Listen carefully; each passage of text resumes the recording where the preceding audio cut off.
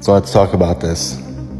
Acid rain, which in this case is hydrochloric acid mixed with concentrated unburned vinyl chloride, and that's not even taking into account the phosgene and the dioxin.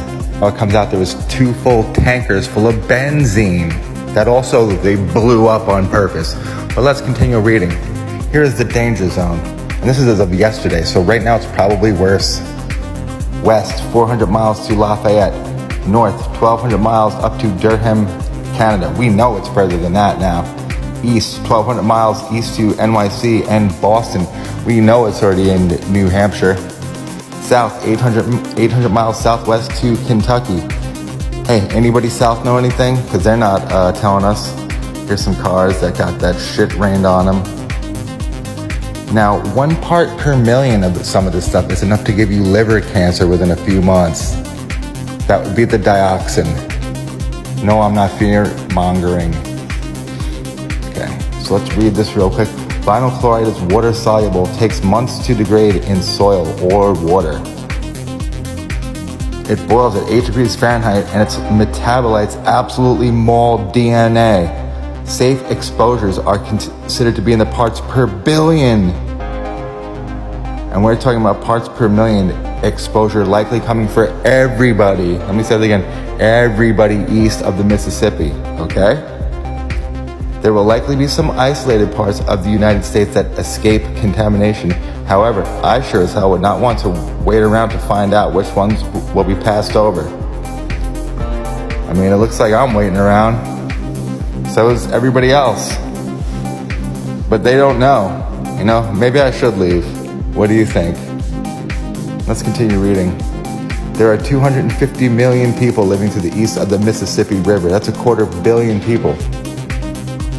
And considering the rate at which this is progressively moving south with the water and east on the winds, every single person on the entire eastern seaboard may have only a few more days to leave before they are exposed to a lethal concentration of vinyl chloride. This is it, guys. We got a couple days to leave, or we stay here and possibly, die here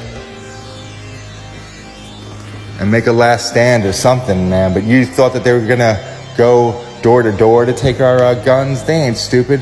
They're gassing us out. Let's continue reading, shall we?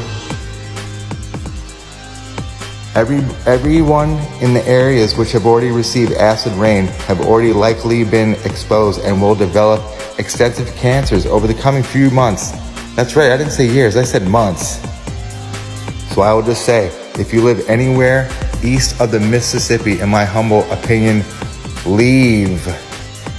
Maybe plan to come back in a couple of weeks. The magnitude of this will be more evident by that time. We have been at war for the last 3 years, and somebody may have just landed the killing blow with an utterly, historically unprecedented chemical weapons attack. I waited as long as I can in good conscience to gather evidence and to write this. I fully understand what I'm saying, and that 99% of people either can't leave or want to wait for more information, or generally just refuse to believe something of this scale could ever happen here. I believe it.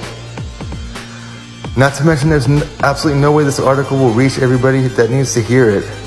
I can scarcely believe I'm writing this, and I've been praying to be wrong. I really, really hope that I am wrong, but I don't think so. The authorities are just not going to tell you the truth about this. This guy goes on and on pleading with you to leave. I'm not your mother. Time is short. I hope I'm not wrong.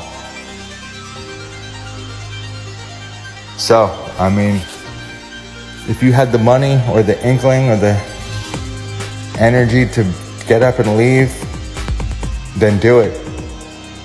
But if it's already hit you, you're just going to spread it further. Just stay put. If you're in an unaffected area and it might hit you and you have the means, I would leave.